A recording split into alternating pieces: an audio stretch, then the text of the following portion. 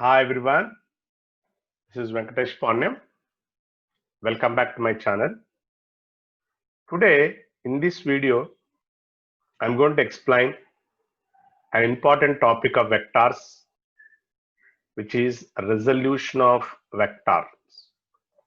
It's a very important topic because it helps solve problems very easily, especially the problems in mechanics can be solved easily if you understand how to resolve a vector.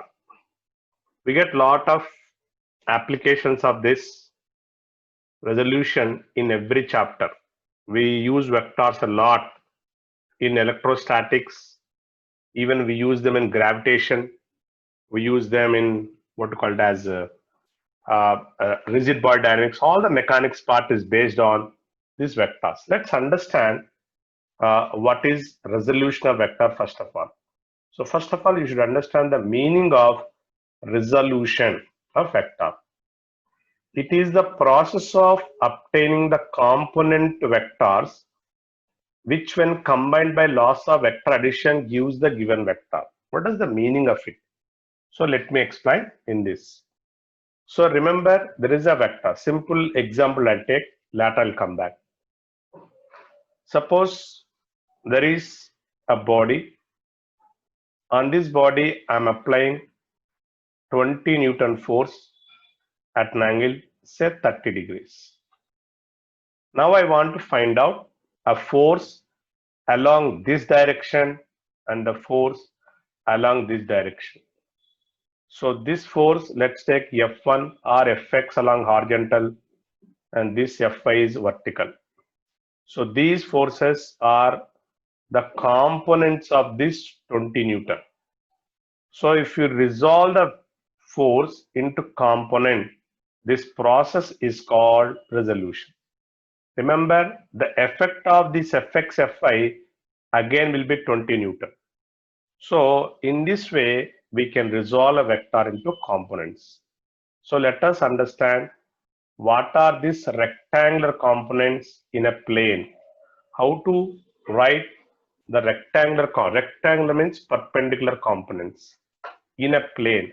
Let us consider this one, very important. I'll just take this is x-axis and this is y-axis. I have a vector in this xy plane.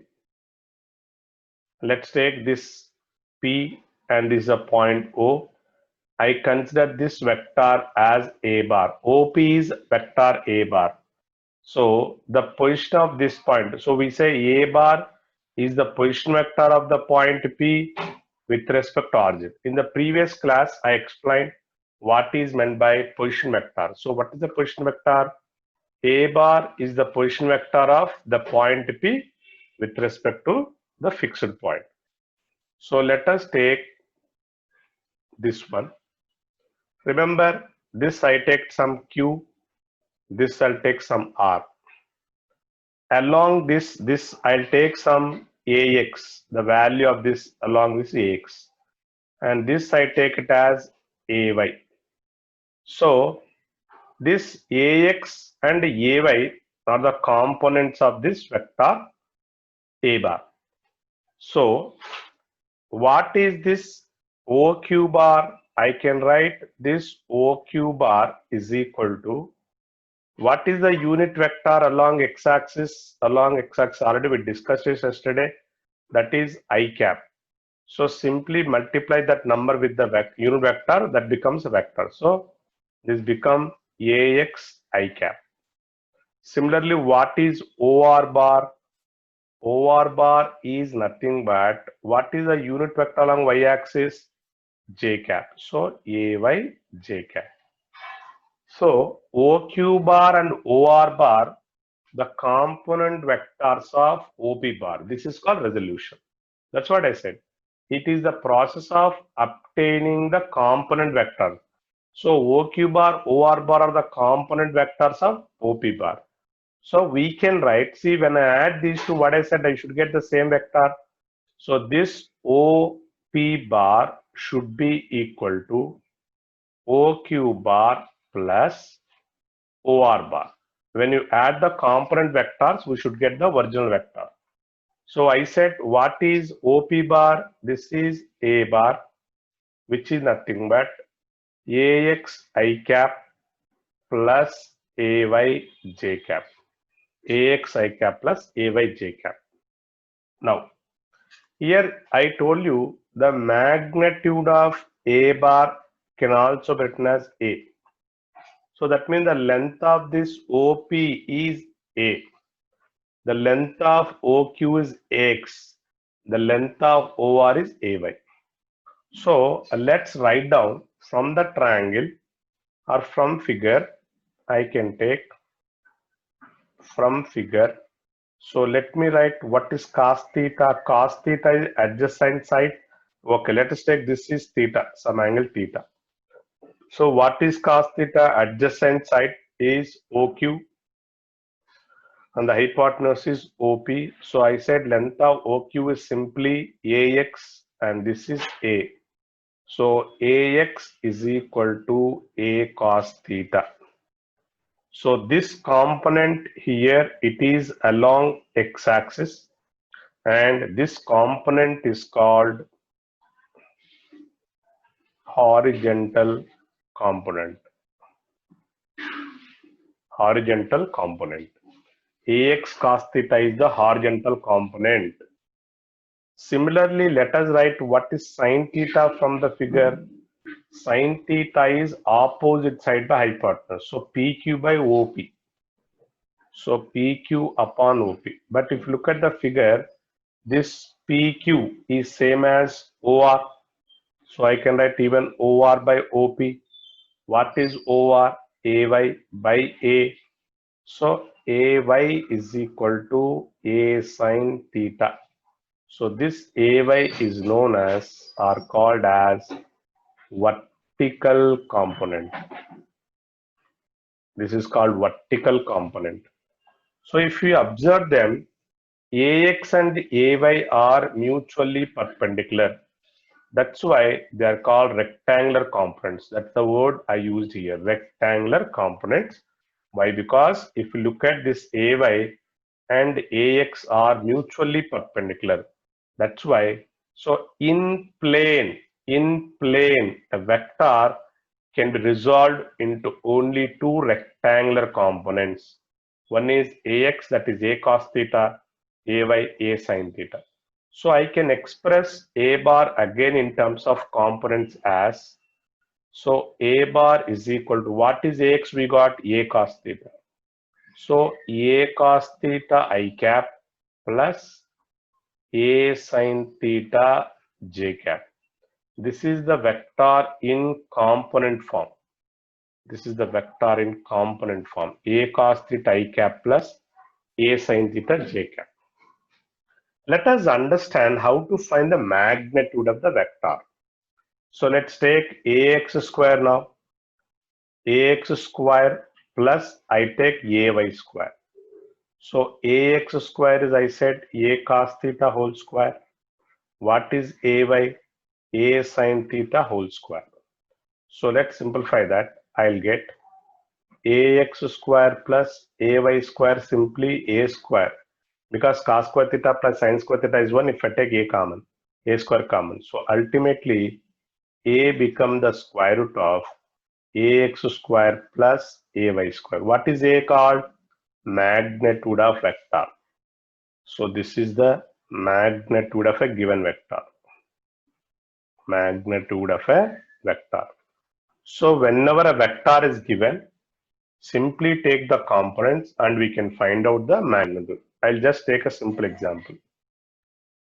I have a simple example. Suppose if a vector is given, A bar is given as 3i cap plus 4j cap.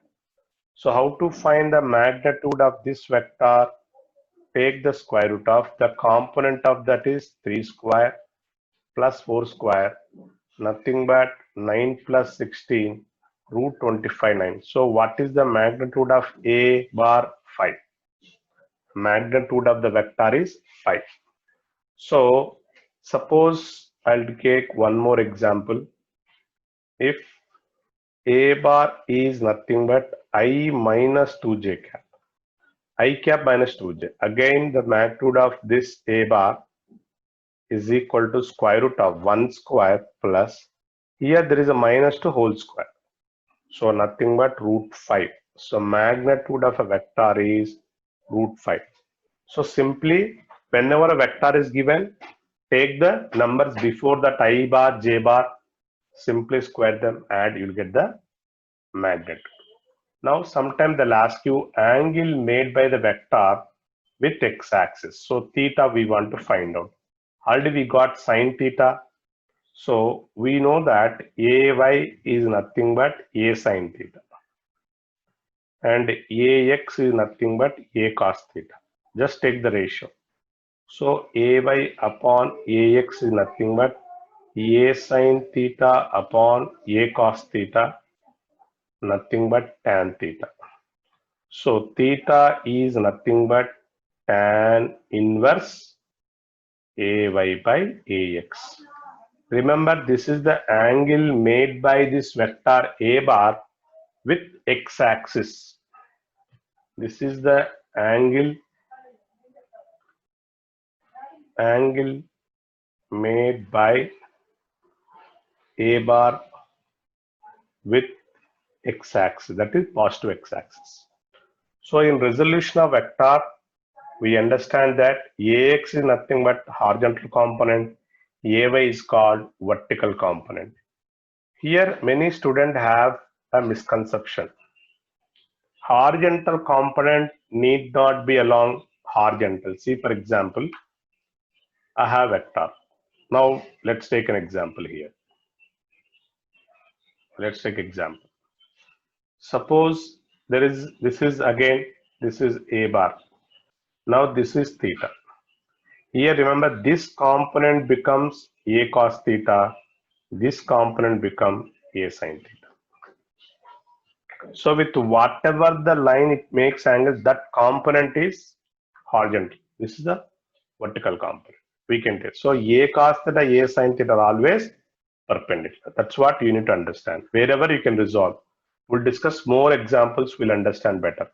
So I explained the rectangular components in plane. So a vector can be resolved into two rectangular components in plane. Now let's see how many rectangular components a vector can be divided into in space. So to understand that, let me draw a cube. We can understand better. So it's a three-dimensional figure. So remember, in space, a vector can be divided into three rectangular. This is ax. Let's take this as some ay and this as az. This component is az. So if this is the vector, a bar, this is divided into three components ax, ay, az. So I'll write this a bar in this case as, since this is I cap, ax is along I cap, so this is y, this is k. So a bar can be expressed as ax I cap plus ay j cap plus az k cap. So a vector can be resolved into three rectangular components in space. This is three space. So ax, ay, az. And what is the magnitude of a bar? Simply ax square plus ay square plus az square. So a vector can be resolved into three rectangular components because these are mutually perpendicular. In space, it can be divided into two rectangular components, but whereas in plane, but whereas in space, a vector can be divided into resolved into three rectangular components. That you have to keep in the mind. Let us see some important points regarding the resolution of vectors. All these are very important. Let me teach one by one. First point, the components of vectors are scalars. So you just understood that ax is nothing but a cos theta. It's a number. Ay is nothing but A sine theta. Again, it's a number. So the components of a vector are scalars. The components of vectors are scalars. The maximum number of components of vector is infinity. Very important. So a vector can be divided into any number of components. But if you want to get rectangular component, there is a limit. For components, infinite. For rectangular component in plane, only 2 rectangular components. In space, there are only 3 rectangular components. That's what the next point. The maximum number of rectangular components of vector in plane 2, and whereas in space already we discussed 3. So in general, number of components are infinity. Rectangular component plane are 2, space 3. A vector has no component perpendicular to itself. Why it is given like that? Let's take a small example. Suppose if I take a vector A bar. Okay. Now if I take this perpendicular component, means this angle is 90. If I resolve, this become A cos 90, that becomes 0. So a vector cannot have a component perpendicular to itself because that component becomes 0. That's what it means. So a vector cannot have a component perpendicular to itself. Next, the components of vectors can have magnitude other than that of vector itself. That's an important point. Let's take a simple example. Suppose I am applying 10 Newton here at an angle 60 degrees. So this component become 10 cos 60, horizontal component, and this component become 10 sin 60. So what is 10 cos 60? 10 into cos 60, 1 by 2, nothing but 5. And this is 10 into root 3 by 2, nothing but 5 root 3. Now you look at vector value is 10. What are the values of component? 5 and 5 root 3. So the components of the vector have different values when compared to the vector. That's what I said here. So a vector can have the components of vector can have magnitude other than that of the vector itself. Here, the components are not having the magnitude of the vector. They'll have different values.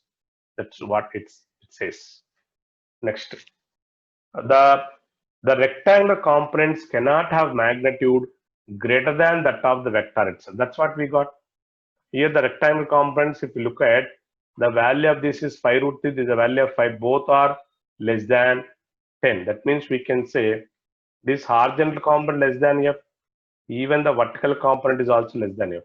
So the value of the rectangular components is always less than the vector itself. A vector can have any number, even infinite component. That's what already we discussed. The vector can have only 2 rectangular components in plane, and this also we discussed the same point. If all the 3 components of vector are non-zero, then it is a 3D vector. That means in space, 3D vector means the vector having 3 components: AX, this is AY, this is AZ. It has all the 3 components, means this vector is in space. So since it is have 3 dimensions, so that vector is called 3D vector. If one component is 0, it is a 2D vector. If 2 components are 0, it is called 1D. For example, if AZ is equal to 0, then we have only 2 components, AX and AY. This is 2-dimensional. If AY is also 0, the vector is only along x-axis. It is 1-dimensional vector. So if AX not equal to 0, AY not equal to 0, AZ not equal to 0, it is 3D vector. If AX not equal to 0, AY not equal to 0, but AZ is equal to 0, it is a 2D vector.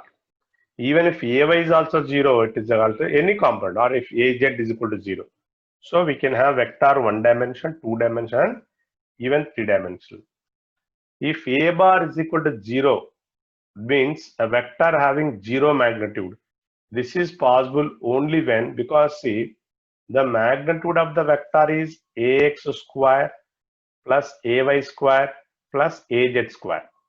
So A is equal to 0 only when AX, AY, AZ are 0. This is the only possibility. Otherwise, there is no other possibility because the square we are doing. So the magnitude of a vector becomes 0 when the values of components becomes 0. Now let us see the effect of rotation on the components of what we call as vector. This is a very important. Yesterday I already explained the rotation of a vector. Now what happens to the components if the vector is rotated? Let us take an example. Suppose I have vector A bar again, let's take. This is x-axis and this is y-axis. And this angle, let's take, this is a 30 degrees. Now this is A bar making 30 degrees. So obviously we have two component AX and AY. AX and AY. Now I told you yesterday, suppose if I rotate the vector 30 degrees, or let us take, if you rotate the vector through 60 degrees now, what happens? When I rotate the vector through 60 degrees towards anti-clockwise, this is anti-clockwise direction. Now let's see the next diagram. Here in the next diagram, this A bar now is along y-axis. It is already 30 degrees. Now I rotate to 60, so it will be parallel to. Now this is A bar. So in this case, what happened to AX now? Since it is parallel to y-axis, its x component becomes 0. The components of vector now changed. Its vector component x, AX becomes 0. And even vector is also changing. The magnitude of vector is same. The magnitude is same, but the direction is changed. But so when you rotate a vector, yes, a vector changes, even the components also changes. Even the now there is other way. Suppose now it is already, it is in xy plane. This is x-axis, this is y-axis, and this is the vector. Now what I'll do is, it's already, it is 30 degrees, say for example. Now what I'll do now is, it has AX and AY. Both the components are present. Instead of rotating the vector, now I'll rotate the axis. So if I rotate x-axis through 30 degrees, now what happens, you see? This becomes y-axis. Now this becomes x-axis. Initially, this was x-axis. I rotated to 30 degrees. Remember, there the vector is not changed. Again, the vector is the same. A bar, still it is making 30 degrees. So now A bar, sorry. Now this is the direction of A bar. Initially, the A bar is making what? 30 degrees only. So when we rotate the coordinate axis, now I rotated through 30 degrees, then x-axis become parallel to A bar. In this case again, what is the horizontal component? 0. Why? Because now the vector is parallel to x-axis. So when we rotate the vector changes, components also changes. But when you rotate the coordinate system, the vector will not change, but its component changes. These 2 points are very, very important. So when you rotate the vector as a whole, along with the vector, components also changes. Instead of rotating the vector, if you only rotate the coordinate system along with the component changes, but the vector remains same.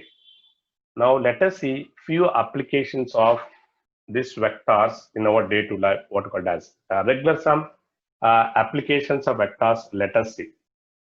See, for example, I have vector, say A bar is equal to, let's take example 1. This is given like this: AXI cap plus AYJ cap plus AZK cap. They'll ask you, what is the length of the vector in XY plane? So in XY plane, what is absent? AZ is absent. So length in XY plane, if you want to find. So if you take xy plane, then a bar becomes axi cap plus ayj cap because az becomes 0. So length means the magnitude. So simply the magnitude of the vector is ax square plus ay square. Similarly, if you want to find the length in yz plane, if you want to find the length in yz plane, take ax0. In yz plane, there is no ax. So again, the magnitude of this will become root over ay square plus az square. Similarly, in xz plane, ay becomes 0. So length of the vector is root over ax square plus az square. So length means take the components and square them, add them, that will give you the length of the vector. Now let us see a simple example. So as I said, we get these applications in a day-to-day life. Number of times we can apply them. So again, I have a force F bar is acting at an angle theta. So what is this component? F cos theta, and this component is F sin theta. Now remember, this is called Fx, the horizontal component. This is nothing but Fx, and this is nothing but F. So simply, since they are perpendicular, we can simply write them F as the square root of Fx square plus Fy square. Now let us see another important point. Suppose I have a body. Now let's go to the example 3. Very important. I have an inclined plane. So on this inclined plane, I'm just keeping a body, and this is angle of inclination. Now what are the forces act on that? Here the weight of the body acts downward. Normal reaction is perpendicular to the surface n like this. This is the normal reaction. Now let us extend backward. Now we'll see what is this value here.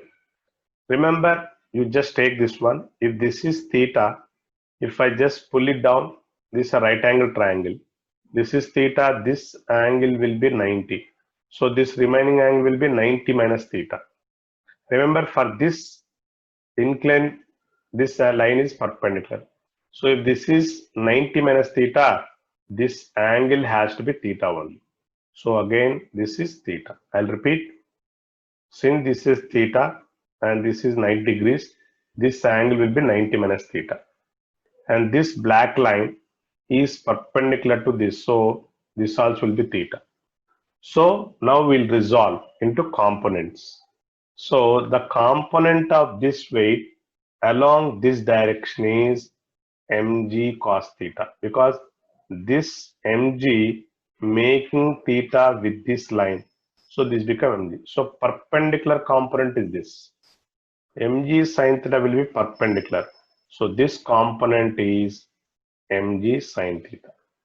So on inclined plane, normal reaction is balanced by mg cos theta. Let's discuss one more example. Let's take, there is a simple pendulum. There is a pendulum suspended with the help of a thread of length L.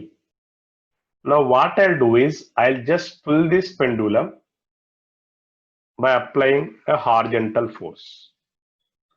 By applying a horizontal force, I'm just pulling the pendulum to this position. Remember, I'm applying a horizontal force like this. I just pulled it like this. Now, this is the position with respect to this. I just pulled it until it makes an angle theta. So let's take this distance as some x. This is L, the total length is L, the remaining will be L minus x. Let us find out what are the forces that act. Here the tension will act in the string. This I said F is applied for horizontal force, and this is the weight mg. Now if I draw a line here, if I draw one more line here, since this is theta, these two are parallel, this also will become theta. Now let us resolve tension to component. So this component become T cos theta. Why? Because this is making theta with this line, and the perpendicular line is T sin theta. Remember, now it is in equilibrium. Equilibrium means net force in any direction is zero. Simply we can equate them. So I can equate T sin theta is F and T cos theta is equal to mg because they are balanced. As long as these balance, the body will be at rest. So if I divide them, I'll get tan theta is equal to F by mg. Simply F becomes mg tan theta. So this is called the pulling force. Right. Sometimes in the exam, it was already asked in previous JEE mains question. Sometimes they don't give you tan theta, they'll give this length and the distance x. So from the figure, what is cos theta? We can find out. From that also we can find out. Cos theta also we can find out. So tension also they'll ask you. Tan theta. So let us take tension. Sometime they ask you. So T cos theta is equal to mg. So T is equal to mg upon cos theta. But what is cos theta from figure? So cos theta is equal to adjacent side upon hypotenuse. So this simplify, right? So tension becomes mgl by L minus x. So this is the pulling force. This is the tension in the string.